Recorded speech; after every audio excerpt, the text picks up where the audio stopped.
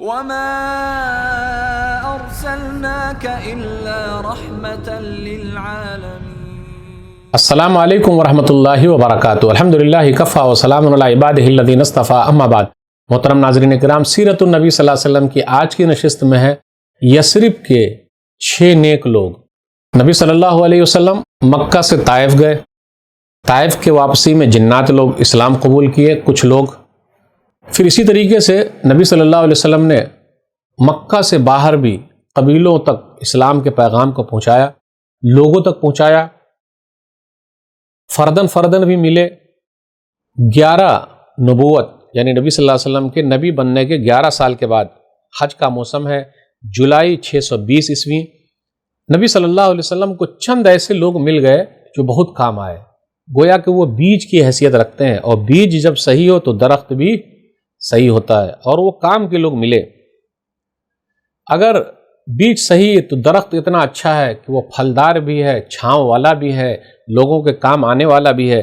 تو نبی صلی اللہ علیہ وسلم کو 6 ایسے لوگ یثرب کے مل گئے، جس کو مدینہ کہتے ہیں، مدینہ کے مل گئے، جو آگے چل کے اسلام کے لیے ایک بیج کا کام کیے، ایک درخت کا کام کیے، ایک جڑ کا کام کیے۔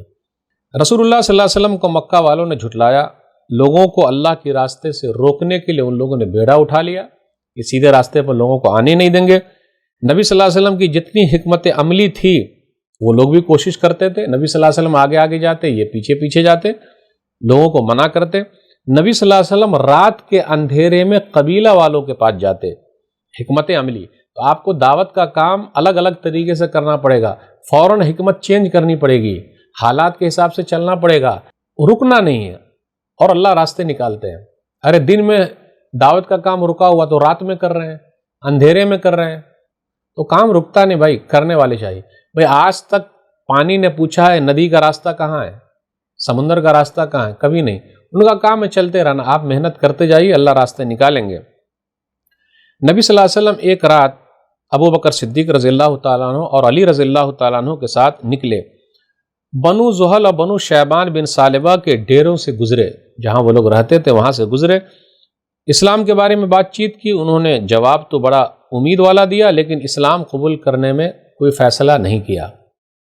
ابو بکر صدیق رضی اللہ تعالیٰ عنہ اور بنو زحل کے ایک آدمی کے درمیان یہ نسب کا سلسلہ بھی تھا، اور یہ تھا کہ دونوں ماہر انساب بھی تھے۔ ابو بکر صدیق رضی اللہ تعالیٰ عنہ بھی نسب جانتے تھے کہ باپ کون، بیٹا کون، فور فادر کون، یہ سب نسب جانتے تھے، وہ بھی ماہر انساب تھے، اور وہ آدمی بھی ویسا تھا۔ رسول اللہ صلی اللہ علیہ وسلم مینا کی گھاٹی سے گزرے تو کچھ لوگوں کو دیکھا کہ وہ لوگ آپس میں بات چیت کر رہے ہیں۔ آپ صلی اللہ علیہ وسلم سیدھے ان کے پاس چلے گئے، جا پہنچے۔ یہ لوگ یثرب کے مدینہ سے آئے ہوئے 6 نوجوان تھے، اور سب کے سب قبیلہ خزرج سے تعلق رکھتے تھے۔ مدینہ کے اندر 2 قبیلے مشہور تھے، ایک اوس اور ایک خزرج، لیکن یہ لوگ جو تھے 6 کے 6 لوگ قبیلہ خزرج سے تعلق رکھتے تھے۔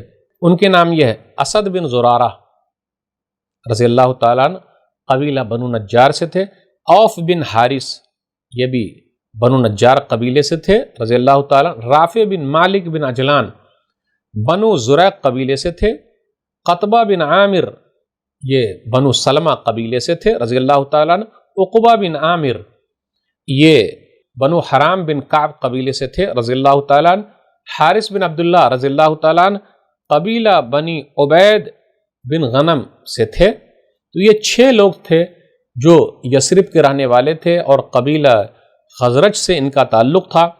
یہ لوگ ایسے تھے، یثرب والے ایسے تھے، مدینہ والے ایسے تھے کہ ان لوگوں نے یہودیوں سے سن رکھا تھا، یہودیوں سے ان کی دوستی تھی، ان کے حلیف تھے، سنا کرتے تھے کہ ایک نبی آنے والا ہے، آخری نبی آئے گا اور جلد ہی نمودار ہوگا، آنے والا ہے، ہم اس کی پیروی کریں گے، اس کے ساتھ مل کر تم کافروں سے، مشرکوں سے ہم لوگ لڑیں گے، عاد ارم کی طرح ہم قتل کر ڈالیں گے۔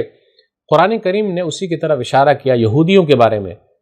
وہ خواہش کیا کرتے تھے، لیکن نبی صلی اللہ علیہ وسلم اسحاق علیہ السلام کی اولاد سے، نسل سے تھے نہیں، اسماعیل علیہ السلام کی نسل سے تھے، اس لیے یہودیوں نے تکبر کیا، حسد کیا، جلن کیا کہ ہم میں سے آخری نبی کیوں نہیں آئے، ان میں سے کیوں آ گئے، اس لیے ہم نہیں مانیں گے۔ لیکن نبی آنے سے پہلے وہ لوگ خواہش کرتے تھے کہ ایسے نبی آئیں گے، اور کافروں کو کہتے تھے ہم جیت جائیں گے تم پر۔ سورہ بقرہ سورہ نمبر 2 آیت نمبر 89، وَلَمَّا جَاءَهُمْ كِتَابٌ مِّنْ عِندِ اللَّهِ مُصَدِّقٌ لِّمَا مَعَهُمْ وَكَانُوا مِن قَبْلُ يَسْتَفْتِحُونَ عَلَى الَّذِينَ كَفَرُوا فَلَمَّا جَاءَهُم مَّا عَرَفُوا كَفَرُوا بِهِ فَلَعْنَةُ اللَّهِ عَلَى الْكَافِرِينَ۔ جب ان کے پاس اللہ کی طرف سے کتاب آ گئی جو کتاب ان سے پہلے والی چیزوں کی تصدیق کرنے والی ہے یا ماننے والی ہے، جبکہ اس سے پہلے وہ لوگ اللہ تعالیٰ سے دعا مانگتے تھے فتح کی کافروں پر، لیکن جب وہ ان کے پاس آ گئے، وہ کتاب آ گئی، وہ رسول آ گئے، تو ان لوگوں نے انکار کر دیا۔ کافروں پر اللہ تعالیٰ کی لعنت ہے۔ رسول اللہ صلی اللہ علیہ وسلم ان کے پاس پہنچے اور آپ صلی اللہ علیہ وسلم نے ان سے پوچھا آپ کون لوگ ہیں؟ انہوں نے کہا ہم قبیلہ خزرج سے تعلق رکھتے ہیں، ہم قبیلہ خزرج سے ہیں، ہم لوگ یثرب سے یعنی مدینہ سے ہیں۔ آپ صلی اللہ علیہ وسلم نے فرمایا یعنی یہود کے حلیف؟ بولے ہاں۔ فرمایا پھر کیوں نہ آپ حضرات بیٹھے کچھ بات چیت کی جائے۔ وہ لوگ بیٹھ گئے۔ آپ صلی اللہ علیہ وسلم نے ان کے سامنے اسلام کی حقیقت بیان فرمائی، ایک اللہ کی طرف بلایا، قرآن کی تلاوت فرمائی۔ انہوں نے آپس میں ایک دوسرے سے کہا بھائی دیکھو، بھائی یہ تو وہی نبی معلوم ہوتے ہیں جن کا حوالہ دے کر یہودی تمہیں دھمکایا کرتے تھے، لہٰذا یہود تم پر سبقت نہ لے جائیں۔ اس کے بعد انہوں نے فوراً آپ صلی اللہ علیہ وسلم کی دعوت قبول کر لی اور وہ لوگ مسلمان ہو گئے۔ یہ یثرب کے کریم قسم کے لوگ تھے اور آپس میں اوس اور خزرج کی لڑائی چلتی رہتی تھی، کئی سال سے چلتی تھی۔ ان لوگوں نے امید ظاہر کی تھی کہ جو جنگ ہوئی ہے نبی صلی اللہ علیہ وسلم کی یہ دعوت جنگ کے خاتمے کا ایک ذریعہ بن جائے، چنانچہ انہوں نے اپنی قوم کو اس حالت میں چھوڑ کر آئے ہیں کہ کسی اور قوم میں ان جیسی دشمنی نہیں پائی جاتی ہے، امید ہے کہ اللہ آپ کے ذریعے انہیں اکٹھا کر دے۔ ان لوگوں نے کہا امید ہے کہ اللہ تعالیٰ آپ کے ذریعے ان لوگوں کو اکٹھا کر دے، ہم وہاں جا کر لوگوں کو آپ کے مقصد کی طرف بلائیں گے اور یہ دین جو ہم نے قبول کیا ہے ان پر بھی پیش کریں گے۔ اگر اللہ نے آپ صلی اللہ علیہ وسلم پر ان کو ایک کر دیا تو پھر آپ صلی اللہ علیہ وسلم سے بڑھ کر اور کوئی عزیز اور معزز نہ ہوگا۔ اس کے بعد جب یہ لوگ مدینہ واپس ہوئے تو اپنے ساتھ اسلام کا پیغام لے کر گئے۔ رسول اللہ صلی اللہ علیہ وسلم کا چرچا اس طریقے سے مدینہ میں بھی پھیل گیا۔ شوال 11 نبوت میں یعنی نبی بننے کے 11 سال کے بعد رسول اللہ صلی اللہ علیہ وسلم نے عائشہ رضی اللہ تعالیٰ عنہ سے نکاح کیا۔ اس وقت عائشہ رضی اللہ تعالیٰ عنہ کی عمر 6 سال تھی۔ پھر ہجرت کے پہلے سال شوال ہی کے مہینے میں مدینہ کے اندر ان کی رخصتی ہوئی، اس وقت عائشہ رضی اللہ تعالیٰ عنہ کی عمر 9 سال تھی۔ تو یہ 6 لوگ تھے جن کا ذکر ہوا، جو بیج کی حیثیت رکھتے تھے، جڑ کی حیثیت رکھتے تھے، جو مدینہ کے رہنے والے تھے، قبیلہ خزرج سے ان کا تعلق تھا۔ یہ بہت کام آئے اور یہی اصل جڑ تھے۔ اب آگے کیا ہوا اس کے لیے آئندہ نشست کا انتظار کیجیے۔ والسلام علیکم ورحمۃ اللہ وبرکاتہ۔ وما أرسلناك إلا رحمة للعالمين